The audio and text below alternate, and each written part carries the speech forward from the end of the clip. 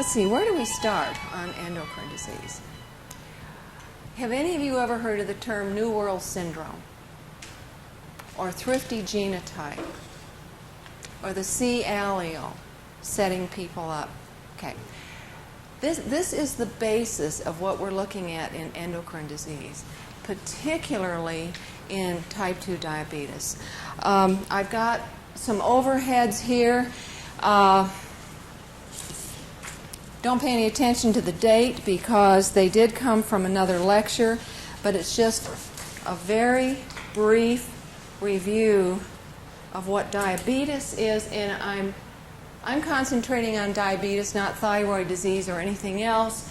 I'm concentrating on particularly type 2 diabetes. But just to remind you that there are diabetes insipidus, I simply mentioned that because in this part of the world it's not something we address a lot. We look more at diabetes mellitus, type 1 and type 2, especially type 2.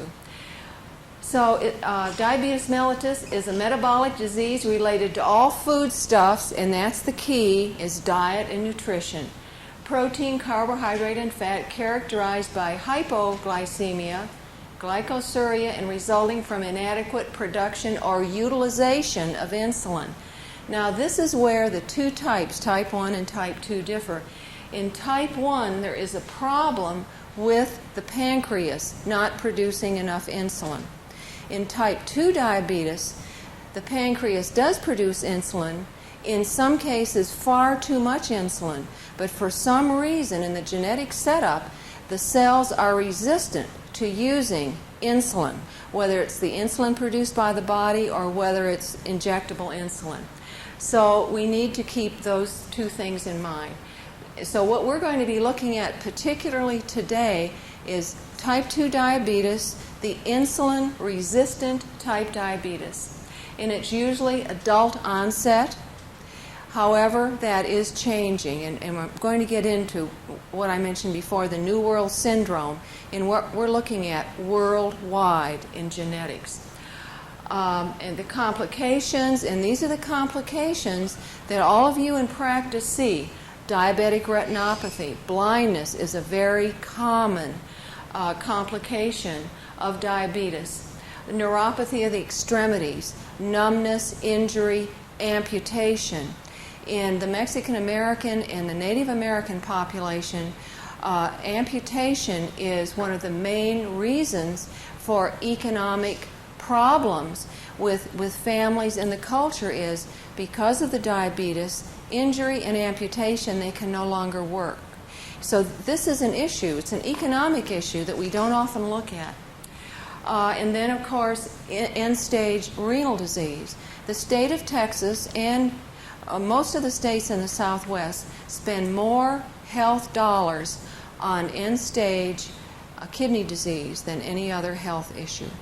And of course, that is the probably blindness is bad enough, but end-stage renal disease is the one that needs constant dialysis and that sort of thing. So those are the two types of diabetes mellitus we're going to talk about. Now, with type 2 diabetes, if we have a pancreas that is producing insulin and it keeps the pancreas, if it's already producing insulin and that insulin isn't being used by the cells, the production steps up, and very often then we have pancreatic exhaustion where no insulin is produced. So there are so many complications, and I know that the researchers here and some of the speakers that we had originally planned today would have addressed those topics specifically. Here at the Health Science Center, we are inundated with all of the new research on diabetes because this is where a lot of worldwide research is going on. So there's a genetic component to type 2 diabetes, and it's called the Thrifty genotype which results in something called the New World Syndrome. And on CNN this morning, they had a whole talk on obesity and the number of obese people worldwide. We're seeing more and more and more, not just in this country, but worldwide. And there are several causes for it. So let's stop with number 2 there and talk about the Thrifty Gene. About 10 years ago, when I first got involved in diabetes education, and it was inadvertent, and it became a very important part of my life, and it still is a very important part of my life.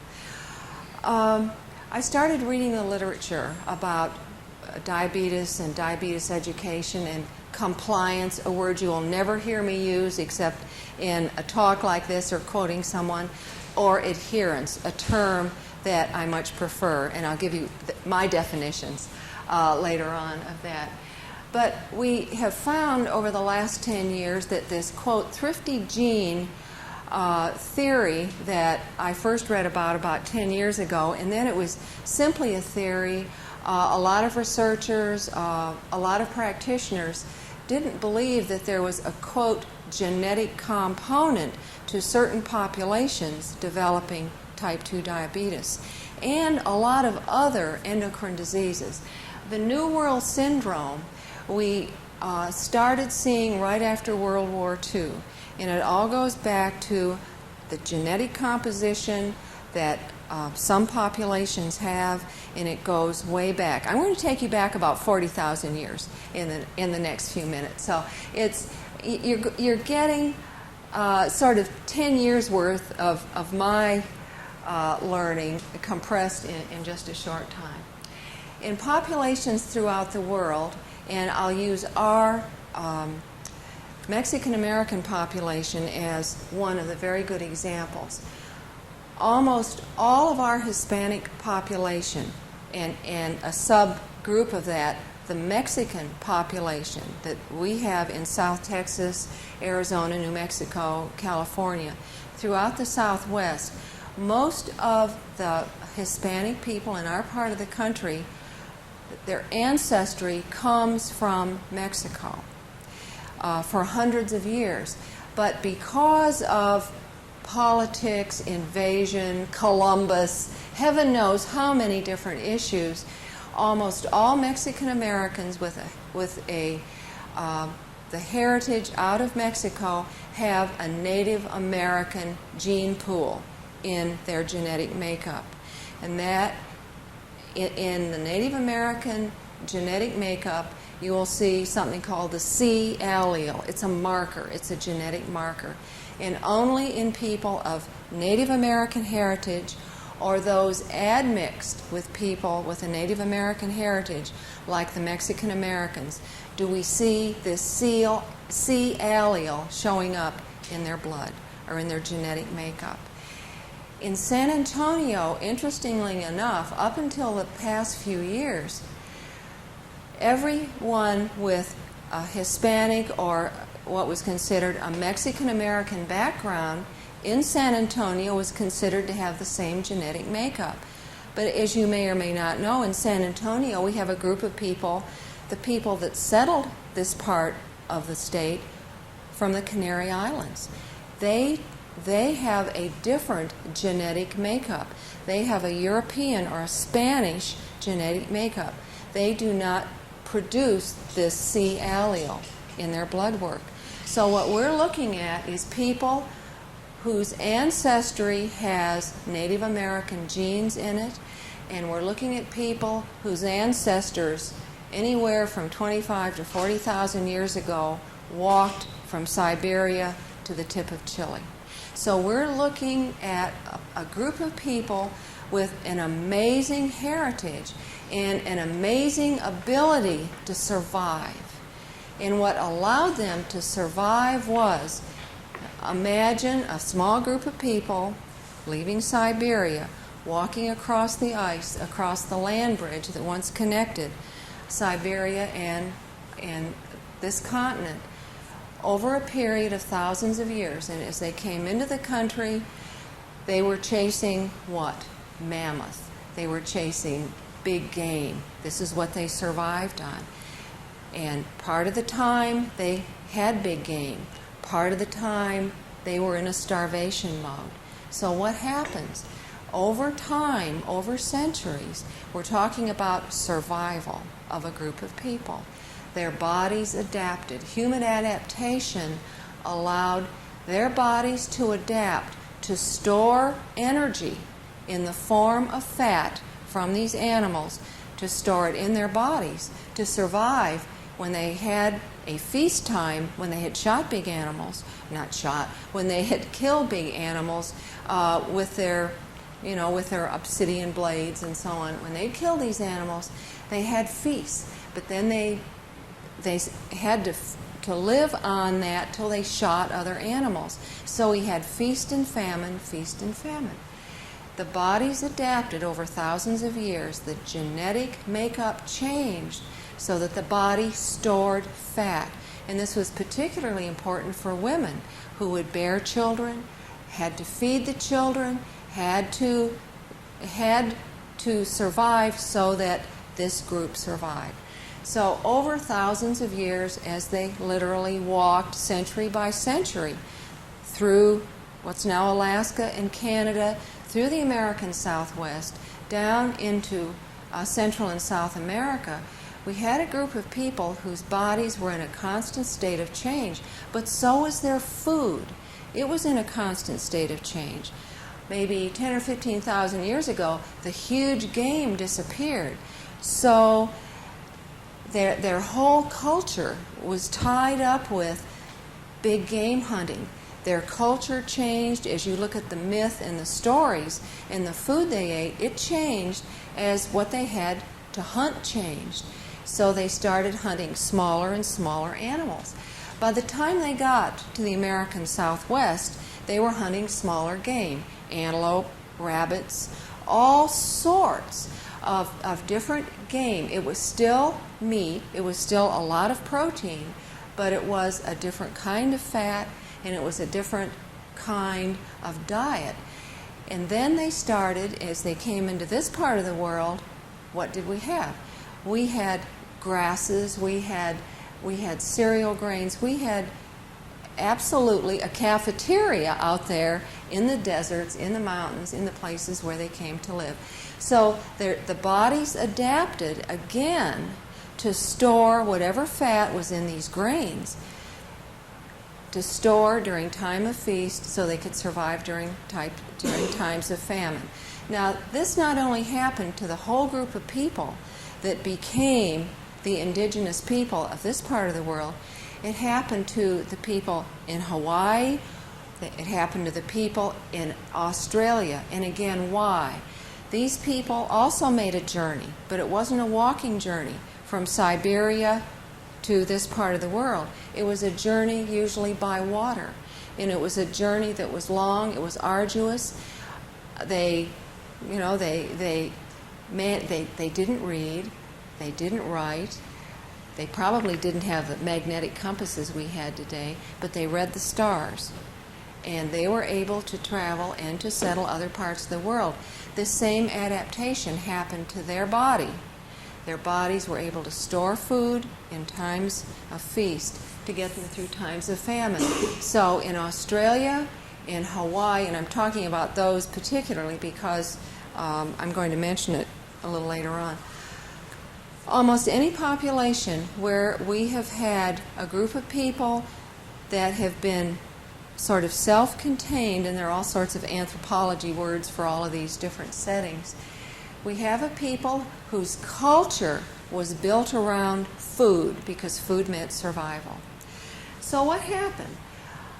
Up until about the middle 1930s, and particularly after World War II, worldwide, we did not see obesity. We saw different body builds. We saw a Southern European body build. We saw Scandinavian body build, depending again on diet and ancestry. But particularly after World War II, we saw populations, Native Hawaiians, our Native Americans and our Mexican Americans, particularly with this genetic heritage from an ancestry whose genetic makeup had been adapted, we saw these people all of a sudden developing all sorts of endocrine diseases, gallbladder disease, type 2 diabetes. In the Native American population, we're seeing type 2 diabetes developing in 11 and 12-year-olds. This is the, quote, adult onset type 2 diabetes. And we've seen this in just the past 10 years of the young teenagers now developing. Okay, so we get into why, what happened. So let's go back a little and talk about the role of diet and physical activity, and to look at the cultural aspect. And when we talk about culture, we're talking about food. Because look at cultures, look at religions. What does every culture and every religion revolve around? A mass, sharing of food. Almost every culture, when the family gets together, when the group gets together, when the stories, the history, the oral histories are passed along, it usually happens around a meal. This is culture, and this is food, and it's why all of us eat the foods we do today. However, some of that is changing. As the world changes, that certainly is changing. So in the study that I did starting about 10 years ago, we looked at the change in body mass index, which is the weight, your weight in kilograms divided by your height in meters squared. And that is used internationally in anthropology, in dietetics. It is the common mode of measuring. And looking at central body adiposity, when we're looking at the cultures who now have the problem with obesity and the problem with the New World Syndrome or all of these endocrine diseases, we're looking at people whose body weight is from here to here. We're looking at people with central body adiposity. We look at blood glucose to measure. If someone has diabetes, we regularly check their blood with a glucometer. We stick their finger and we check their blood. And that tells us what their blood glucose is at this point, today. But now, in the past, probably the past 10 years, we've looked at glycosylated hemoglobin, which is a test that tells us what the level of glucose has been over the past 3 months. Whether we've had high and whether we've had the spikes, whether we've had a balance. And glycosylated hemoglobin is the test now that is usually given. We all lie about what we eat. When we keep food diaries, well, I had 2 cans of Coke, but I'll just put down 1 because the dietitian, really, I wanted to think well of me. Glycosylated hemoglobin test gets around that.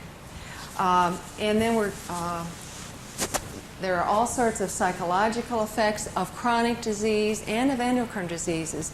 And Jay Rice is going to talk about all of those this afternoon. Depression, paranoia, all of the things that happen when everything gets out of whack and things just aren't working right. So, let's see. Okay, now, what does this map have to do with anything? Can anyone guess why I'm showing you this map right now? This shows the migrant stream throughout the United States. These are the people that travel. They usually start in South Texas. This is the center of the migrant population in the United States. Also Florida. But you can see that a lot of the people in Florida that are migrant workers, their ancestors have originally come from here. And this migrant stream, starting right now, they're already on their way. They go up through the entire United States. I grew up in Michigan. They're up in Michigan. They'll be up there picking fruit. They come up here. They work in the cranberry harvest. Down in Illinois, they're cutting asparagus, or they will be. Up here, you get the picture.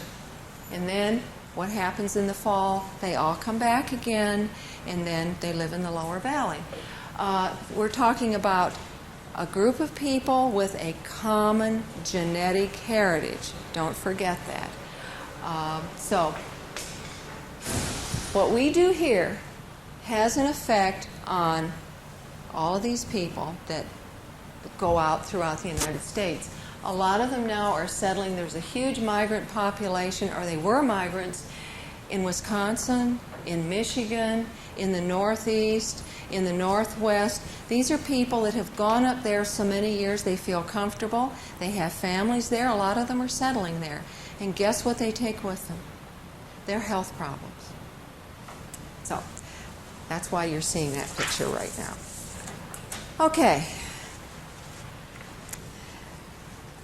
About in 1986, the Geriatric Education Center got a grant to go to nutrition sites, senior nutrition sites in San Antonio, and to look at the oral health status of our older population.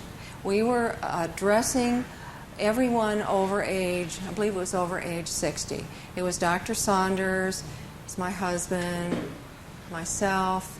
There were 5 of us in the group. So being an old teacher, I thought, well, I'll get all of the educational materials, and I'll get the ones in Spanish for the West Side, and I'll get all the ones with the lovely black pictures on, for the East Side. I'll do this right. I mean, I know my stuff. I've been a teacher. I know a little bit of anthropology. I didn't know a whole lot at that time, but it sort of spurred me on to learn a lot more about it. So we went out and we did the oral health exams, and we were looking at smoking. We were looking at alcohol use. We were looking at oral hygiene. And what else were we looking at? Diet. We were looking at nutrition also. So we go out and we had an equal number of sites in different areas of San Antonio. And particularly on the west side, we would go out and I'd leave the material. Now remember, it was all in Spanish. Didn't have any pictures. An interesting thing happens when English material is translated into Spanish. The print gets smaller and they take the pictures out. I can't understand why. So we go back. We went back 2 or 3 times to each of the sites.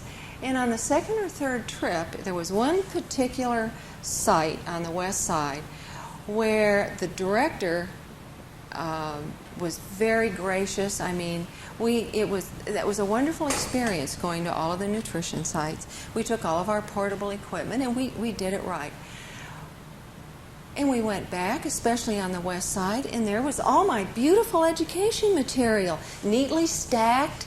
It was all there. It wasn't wrinkled or anything. So I said, well, what happened? Aren't you showing people the material? And she said, dear, come over here and sit down. We need to talk.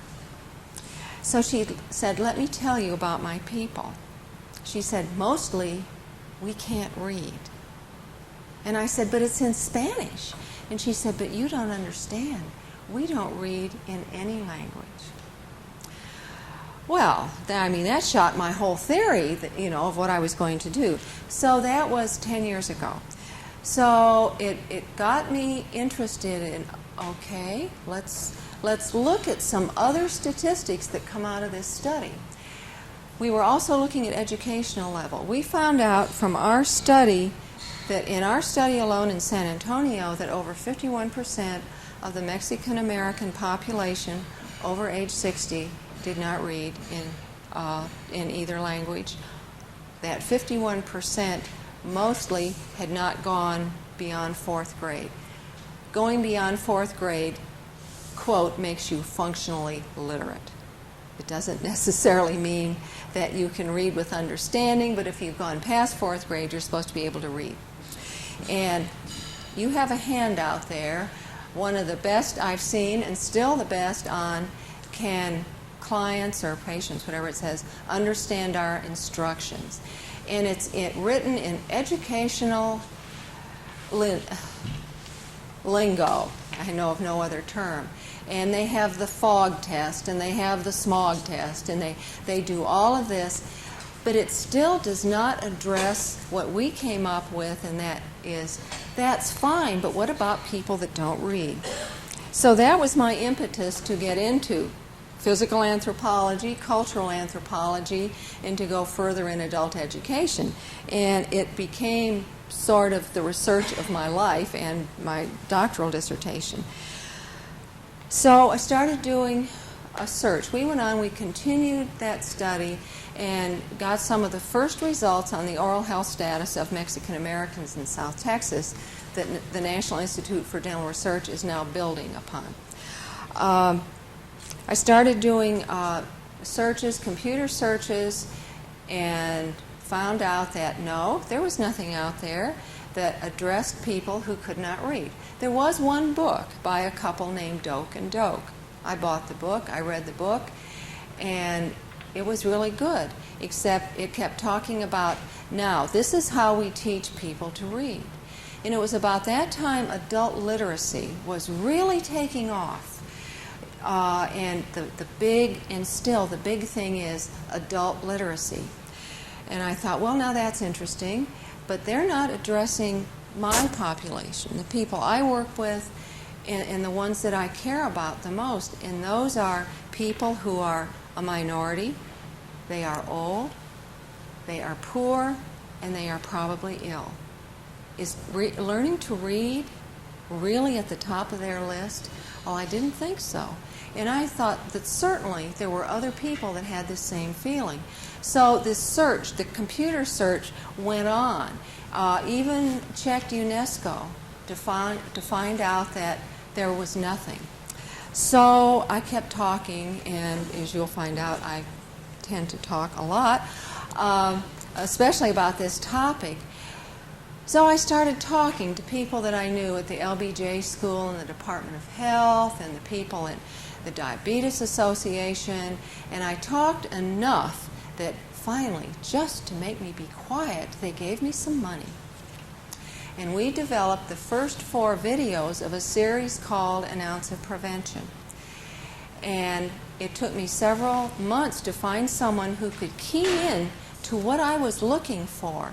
And what it was oral tradition, video novellas, soap serials, the sorts of things that I knew that my population watched, not only for entertainment, but for education. So our first 4 video novellas, and I have one that I hope sometime during the day we'll get to see. It's the introductory one on hypertension. The first 4 video novellas are on hypertension, foot problems, eye problems, and kidney problems. And they were 12 to 15 minutes long. We had a group of actors. We had an extended family. We had a 4-generation family, an extended family. We had neighbors. We built in all of the cultural pieces. The matriarch, the older sister who could tell the husband, Hector, don't eat that food. It's not good for you. She could say that, but the wife wouldn't in front of the children. We brought in all of the cultural things. They were filmed in a home on the west side of San Antonio, a home in which anyone would feel comfortable, even if they didn't have much at all. They would feel comfortable. The roosters were in the background. I mean, all through these videotapes, we've got the roosters. We did have to ask the people next door to take the parrot in, because the parrot was a little distracting. So we produced the video novellas using the same set of actors all the way through. They were all professional actors. The one that played the grandmother had been on Mexico City television for 20 years, the lead in a video novella, in a series. This was her first English-speaking part. The series is taped in English, and then the identical scenes taped in Spanish. And it is Texas Spanish. And what we assume with the video novellas is that people do not read with understanding. We never say that, but in the videos they are never expected to read. And it's a given that we accept this group for what they are and all of their wonderful qualities, the oral tradition, everything else that goes with it. So we did the first 4 video novellas, and the Department of Health had them, and pretty soon someone at Baptist Hospital in the inpatient diabetes clinic wanted them, and people kept asking for them, and they were using them.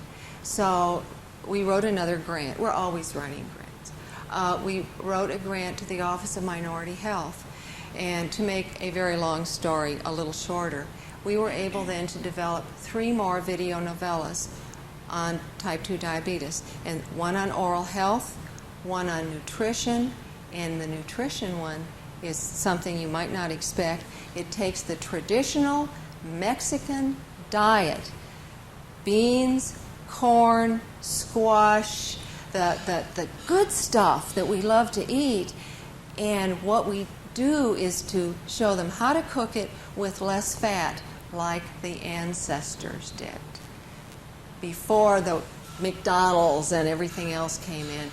And it was interesting. I did all the cooking. I did all the chiles rellenos, the enchiladas, and as you see, we're going to, in just about 2 minutes, I'm going to break off here, and I want to show you the first video. We had the enchilada dinner that you'll see in this became known to the actors as the enchiladas from hell, because, you know, when you keep reshooting scenes, the food keeps getting colder and colder, and they kept having to eat it. But as you can tell, this became a very exciting project. And the reason I showed you that map of the migrant stream is these 7 video novellas are now used throughout the migrant stream. The state of Massachusetts Department of Public Health uses them for education for diabetes. But something that happened that we never dreamed, we developed those for our population. But they also work with the Cuban population and the Puerto Rican population, which has the same genetic makeup, the same heritage, the same tendency for central body adiposity, some of these same problems that we knew we had here. So to us, they ceased to be problems and became challenges. And it's been very interesting now to see there is not a week that I don't get a call, whether it's from a union leader in the state of Washington saying, hey, I know someone in the union down in California that's got these video novellas, and he says I ought to use them because they're really good. So, you know, we ship them off. And what happens with most things that are developed, most education, especially novellas or videos, they're very expensive to produce. You can figure it's going to cost, and I think you'll agree with me, for the kind of video novellas that we do, for a finished product, we figure $1,000 a minute of finished product. That includes actors' salaries, you name it, everything, feeding the actors. So when you look at one of these video novellas, you're looking at hours and hours of production for a very little bit of product. But it works. Over the past 10 years, every 2 years I do a search, of a computer search, thinking certainly someone else has picked up on this. There is still nothing like it. Fort Sam is now using them. You know, we have a PA program out there that is being conducted out there. The PAs heard about the videos from someone they knew in the military, so now they're being, it's really amazing when you do something that to you is so important and so logical, and you think that everyone should be doing it. And I swore after the first 4 videos I would never, ever do another. Well, I did 3 more. We've now done, heaven knows, I don't know how many of them. So I'm going to show you the first video novella that we did, and you're all tuned in. You've worked in San Antonio, the area. You know the culture. Some of you are part of the culture. Look in here at what we tried to do. We've tried to make people comfortable with themselves and the culture they come from. And when I go out and give talks, especially to older people, and I start talking about their ancestors, their genetic ancestors that made the long walk from Siberia, they say, tell us the story, tell us the story. And these are people in GED courses who don't necessarily read, but being able to read doesn't make you intelligent, because for thousands and thousands of years there were no written languages. There are still only about 70 languages in the world with a written history.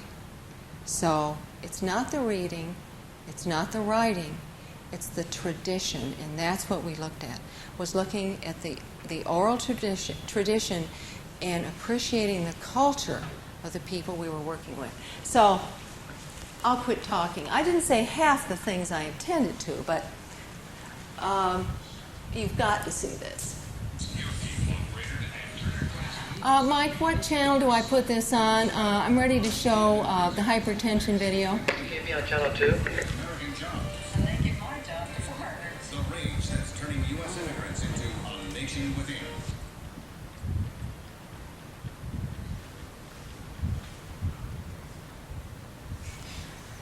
Okay, I've got it on.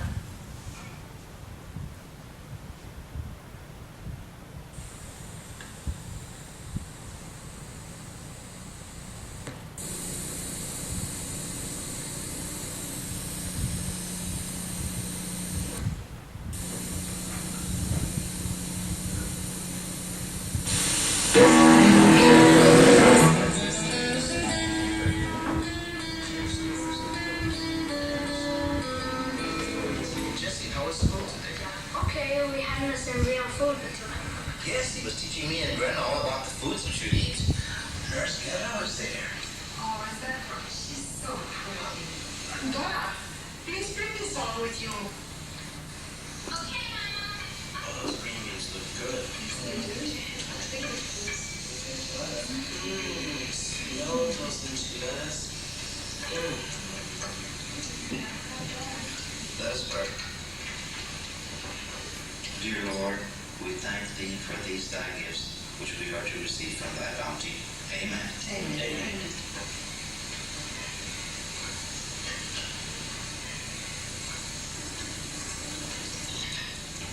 Are you comfortable here, Mama? I'm fine, thank you. I'm so happy that Oscar could bring you over for supper this evening. Yes, Oscar is such a thoughtful son. And I am happy to know that you are feeling so well after your hospital stay.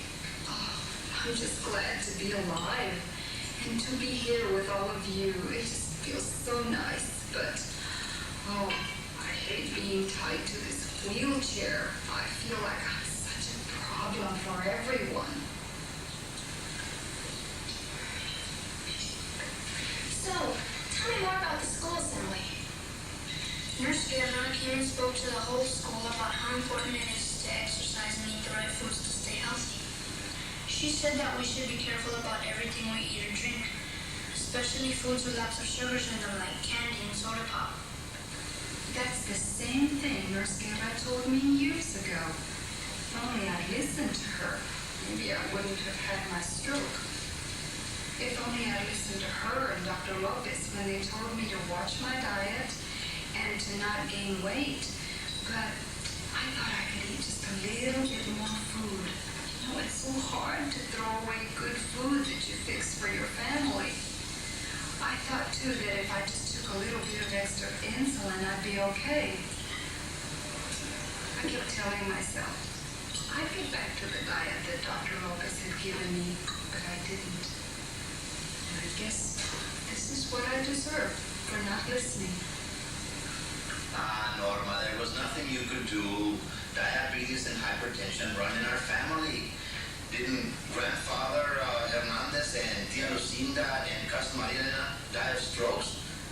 And didn't father have a slight stroke? He had a healthy life till he was 68. Yes, he did live a few years longer. You need to watch that salt intake. Dr. Lopez says we don't need any extra salt in our diet. The foods we eat have all the salt we need already in them. Besides, you need to watch your blood pressure and keep that under control. Isn't that right, Rosa? It was very high the last time it was checked. And getting back to Father, don't you remember how he couldn't go out at night anymore with his friends?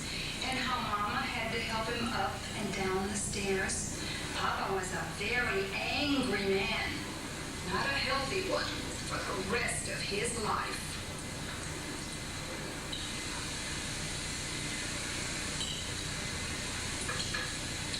Can I come to Emeritus and play?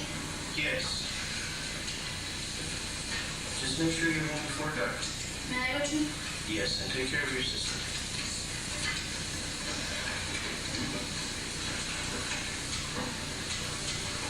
Hector and I need to talk. Can you move him down there, please? Sure. How did you like those enchiladas? They were pretty good, huh? They certainly were. So nice dinner. Really like it. Hector, as your older sister, I think we need to talk. Do you remember when I was in the hospital?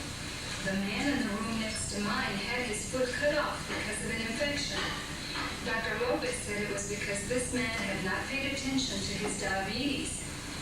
The doctor also told me that diabetes and high blood pressure can be controlled with diet and the proper exercise. I don't need to pay attention to what I eat. I feel fine. Dr. Lopez says that hypertension is like a silent killer. 1 minute you're fine, but the next minute you're dead. Come on, Anthony. Let's go outside and sit on the porch and play cards for a while.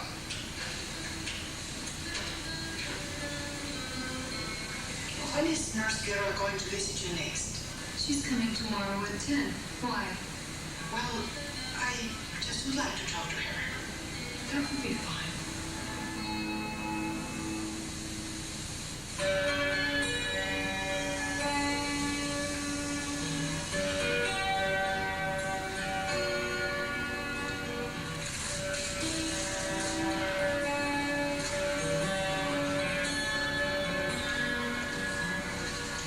Your blood pressure's still a little bit high, Laura, but it's much better since the last time I was here. You must be following your diet. Yes, I am. Last night, Rosa fixed me a wonderful meal. But it was so hard to watch the others eating enchiladas and beans. Well, I guess I shouldn't complain. Rosa's such a good cook. I've heard many good things about your cooking, Rosa. Thank you. Have you ever tried making chicken enchiladas with low cholesterol cheese and low salt tomato sauce? No, I haven't. Well, you should try it. It's very good. And tell me, Rosa, how's Hector? Is he watching his diabetes and his high blood pressure? No, he won't listen. He thinks that since he doesn't feel bad, that he is not sick. Besides, he thinks that he can't avoid the diabetes and hypertension because it runs in his family. Rosa, Hector can avoid serious complications due to diabetes and hypertension. It doesn't matter if diabetes runs in the family. Only he can control his own health. The family can't really afford to buy dietetic foods.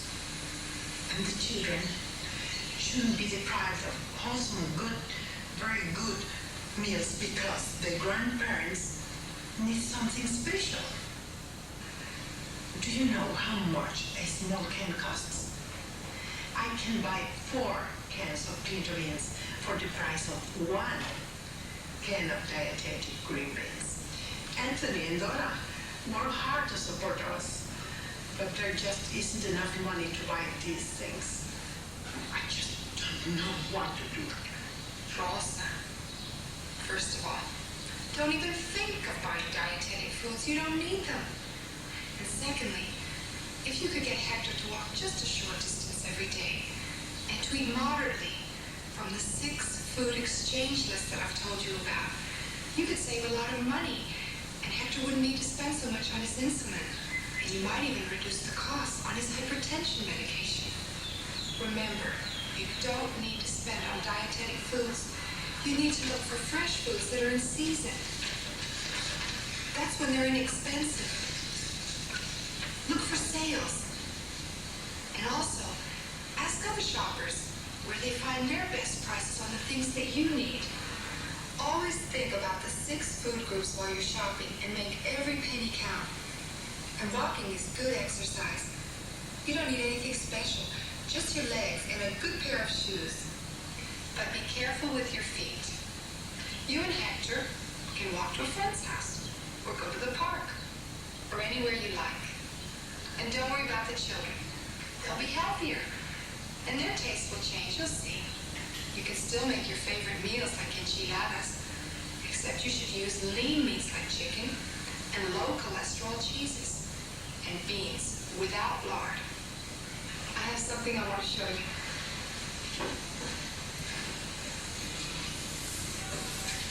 Here's a book that you can look at on nutrition and health care.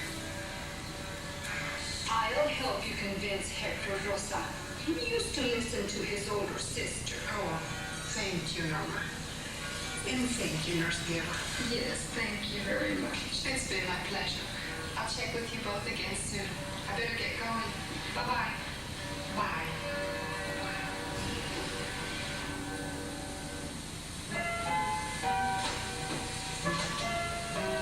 Rosa, it has been hard sticking to the diet that you, Anthony, Norma, and Dora have been insisting me to eat.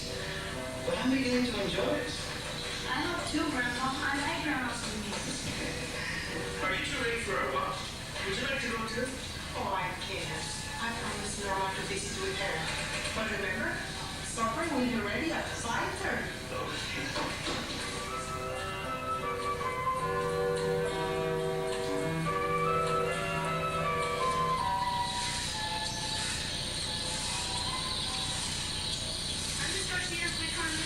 Oh, hello, Jessie. Mr. Hernandez, how are you? Anthony? Hello. Fine, Mrs. Garcia. How are you? Very well, thank you. We have to keep going. Mr. Hernandez is looking much younger these days.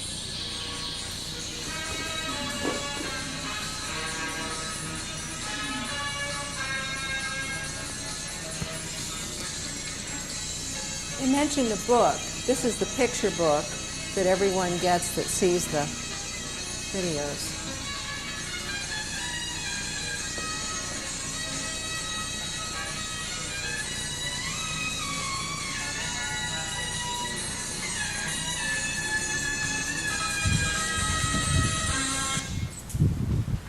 So that was the first one. And it's, hi Nancy, how are you? It's probably unlike a lot of the patient education things you've seen. We had quite a few disagreements with the Department of Health going over the scripts. They did not want anything negative. They did not want the woman in the wheelchair. They didn't want her saying the line about, you know, the man, one minute you're alive and the next day you're dead. I mean, they did not want anything negative. But we stood up for it. We had the Health Science Center behind us, for one thing. Bruce was part of that. He did part of that shoot. But we broke all the rules that up to that time had been used for patient education. And we broke a lot more of them as we went along. But there were other things. Rosa, during the course of the 7 videos, was rehabilitated from her stroke to the point where in the end one, where she's looking in the nursery at babies saying, your lives will be different than mine, she's standing up. So we did things all through. So this is the sort of thing I hope all of you will think about. And my main thing is being proud, helping people be proud of their culture and their history, because none of us would be here if we had this long line of thousands of years of people who really struggle to find food. And here we are now. We've changed our food habits to the point where for many groups, obesity is a problem rather than starvation. So that's my contribution on endocrine disease.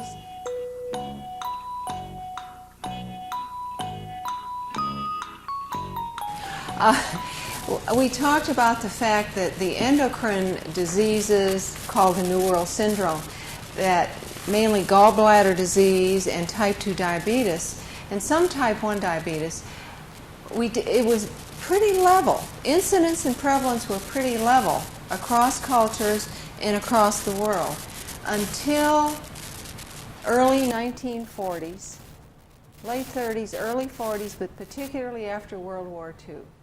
Why? What happened?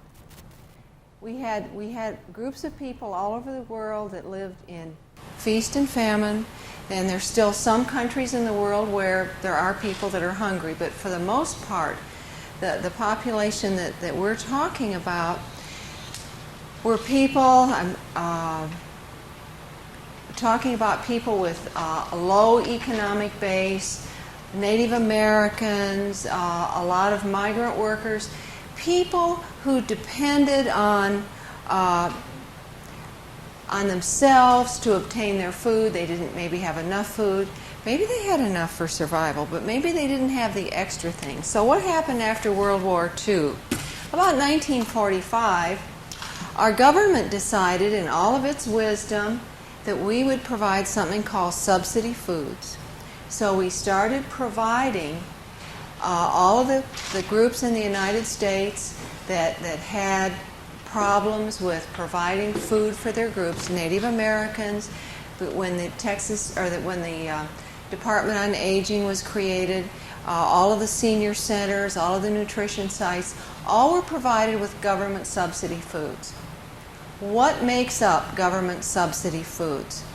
Remember now that endocrine disease, especially diabetes and gallbladder disease, are lipid diseases, have a great effect on the lipid level. So what did we provide all these people to help them out? Lard, butter, cheese, and meat packed in lard.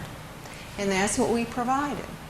Within 10 years, especially with the Pima people in Arizona, we started seeing this rise in obesity, this rise in all of these diseases that we just hadn't seen. All of a sudden, there was this great rise in the rate. And this not only happened in this country, it happened with the Hawaiians, the native Hawaiian population, and it happened in other parts of the world. So what happened was these people, the bodies had adapted over the years to store energy in the form of fat to see them through times of famine. And for these groups, there was no more famine. So the body kept storing the food for the famine that never arrived. And we see this now. All you have to do is to walk down the streets in San Antonio, go to Albuquerque, go any place where we have your traditional southwestern population, and you see the problems that have been created.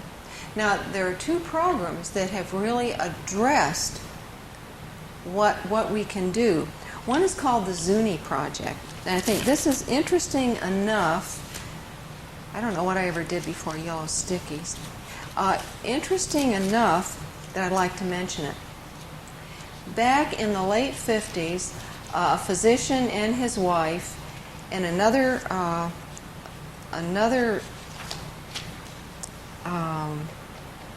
researcher decided that the Zuni population was particularly notable because they had a long tradition of running and physical activity.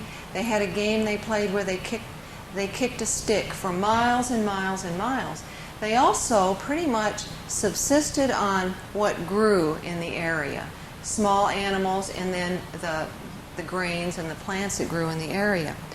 So they decided that there were enough veterans that came back after World War II that had slimmed down in the military.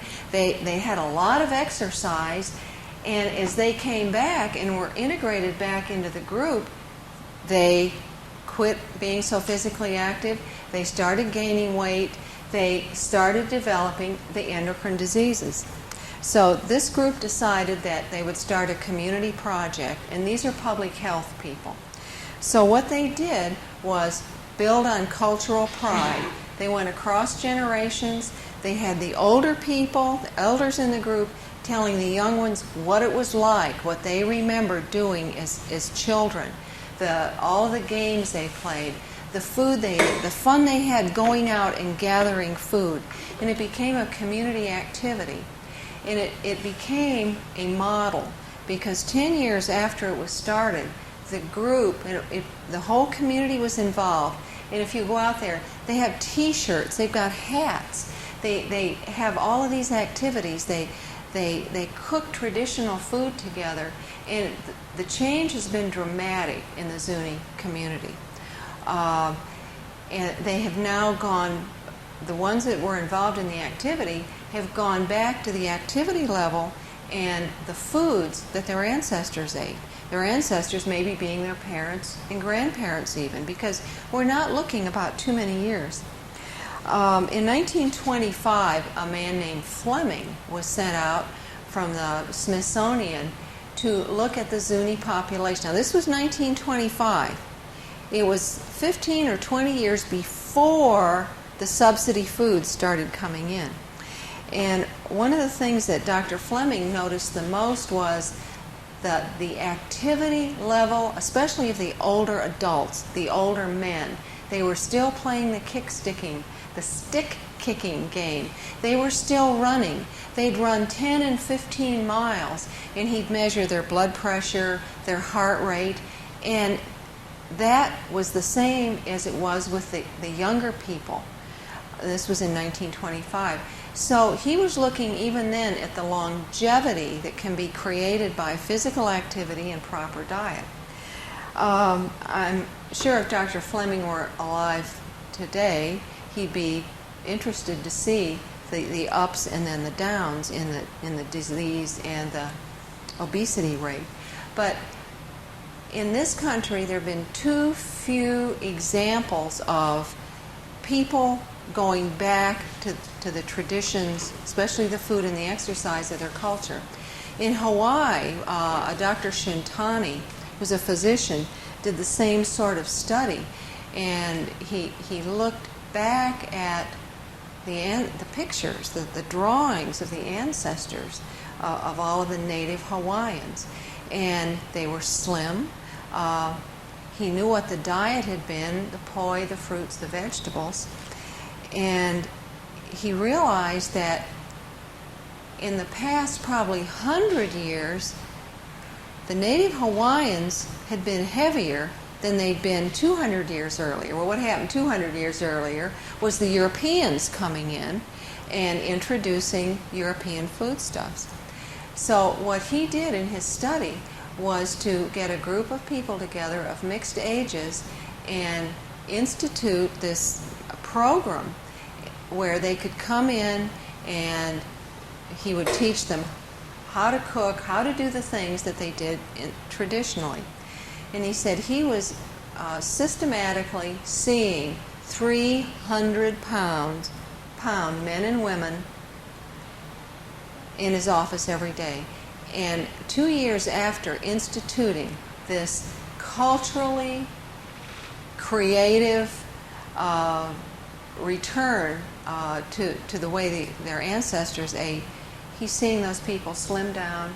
He's seeing them, many of them, not having to use insulin, and he's seeing the activity level go up. So it's interesting that, you know, in this country, at least from my estimation, we've tried to make everyone the same. And we've lost so much in culture. We all have a different heritage. And we've tried to make everybody sort of plain vanilla. And it doesn't work because we've all got these different heritages, genetic and everything else. So by going back and helping people that still have an intact culture, helping them retain that and maybe teach the young ones about it, we are seeing some changes. And how can you do this, especially talking about diabetes? And Connie Mobley has a program that has been going on for about 2 years down at University Hospital. And it's in dietetics, but it's called Empowering the Diabetic Patient. And she said, if patients of low socioeconomic status in health education programs understand and define change, then can empowerment issues be addressed by educators? For example, some of the clients that she saw interpreted dietary change as denial of all of their traditional foods. This perception does not connote choice. It sends a message of denial and is in conflict with how they function in their own social unit. Clients who understand that dietary options do not exclude traditional foods are more likely to feel empowered to make their own choices about what they eat. So we're talking about empowerment, but I mentioned before the fact that we talk about, are people compliant? Compliant, if you look in the dictionary, means that someone is telling you what you should do from their point of view, from their understanding of your problem. That is what we do when we say people are not compliant. They're not doing what we tell them to do. But then let's look at the term adherent. If someone is adherent, by the dictionary definition, it means that you've talked to them about their problem, and there are different ways to solve this problem. Let the patient or the client have some decision-making power in how that's going to be solved. And part of it will be a learning process for the client, but part of it will be a learning process for the educator, whether it's a diabetes educator or whoever's doing the teaching. Because if you listen, you'll learn that that client or that patient has a whole history they're bringing to this. And they will be willing to follow something more likely if they've had a part in developing it. So that's a little bit of what we're talking about in patient empowerment. And you see a few articles now in the research about adherency. You don't see compliant, the word compliant used as much. And I think changing someone's dietary habits is probably the most difficult thing to do. And if we can find out from people what their ideas are, what their outlook is. I have a couple of things here. They're actually interviews with some of the patients. This is a 53-year-old widowed Hispanic female who'd been employed as a home health care aide. She had no other relatives who had diabetes and was intensely frightened by the disease. She didn't speak English, but always accompanied her daughter, and the daughter showed an intense interest in her welfare. This woman had completed 8 years of school and read Spanish, but not English. So we're not talking about a non-reading person here. She admitted that she was concerned that having the disease would make her lose her job.